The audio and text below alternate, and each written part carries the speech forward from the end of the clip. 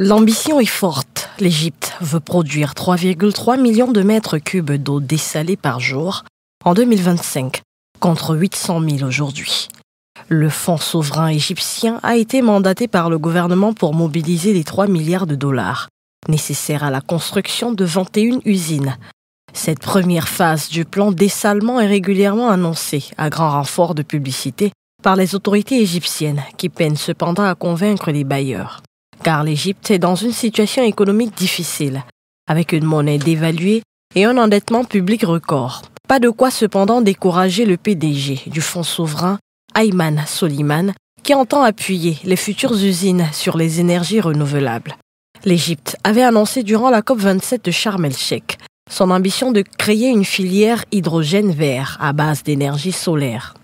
Dessalination plus l'énergie verte, un cocktail aurait déjà suscité l'intérêt de 200 sociétés, selon Ayman Soliman, qui n'annonce cependant pas encore de contrat conclu. Le Caire s'inscrit pourtant dans une dynamique globale favorable au Moyen-Orient. Des pays comme le Koweït, les Émirats arabes unis ou l'Arabie saoudite dépendent déjà en majorité de leurs usines de dessalement pour leurs approvisionnements en eau.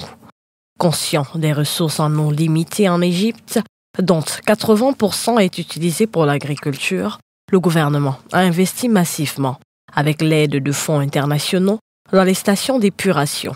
Celle de Globar Asfar, au nord-est du Caire, est la plus grande en Afrique et au Moyen-Orient. Chaque jour, elle retraite les eaux usées de 12 millions d'habitants, plus de la moitié de la population du Caire. Dans un pays qui a toujours compté sur le Nil pour assurer sa subsistance, l'Égypte va devoir accélérer une gestion durable de l'eau. D'autant que sa population de 109 millions d'habitants aujourd'hui pourrait atteindre 160 millions d'ici à 2050.